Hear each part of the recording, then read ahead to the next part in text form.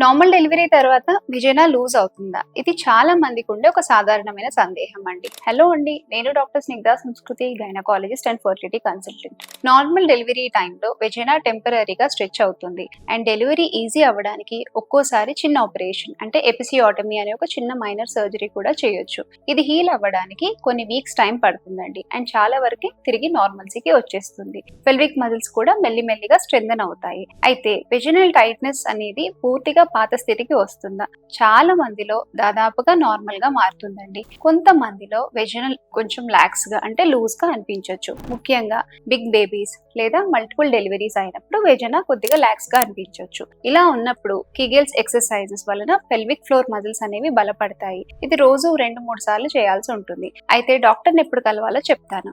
ఒకవేళ మీకు గానీ మీ పార్ట్నర్ కి గానీ వెజైనా లూజ్ గా అనిపించడం లేదా మూత్రం లీకేజ్ అనేది అవ్వడం లాంటివి ఉంటే గనక వెంటనే డాక్టర్ గారిని కలవాలి. డాక్టర్ గారు ఎగ్జామిన్ చేసి మీకు అవసరమైన ట్రీట్మెంట్ ప్లాన్ చెప్తారు. ఈజీ లాంగ్వేజ్ లో చెప్పాలి అంటే నార్మల్ డెలివరీ తర్వాత వెజనల్ మజిల్స్ తాత్కాలికంగా స్ట్రెచ్ అవుతాయి, కానీ మజిల్స్ డెఫినెట్లీ మళ్ళీ టైటన్ అవుతాయి. సరైన పెల్విక్ ఫ్లోర్ స్ట్రెంథెనింగ్ ఎక్సర్సైజెస్ తో ఇంకా మెరుగుపరచుకోవచ్చు.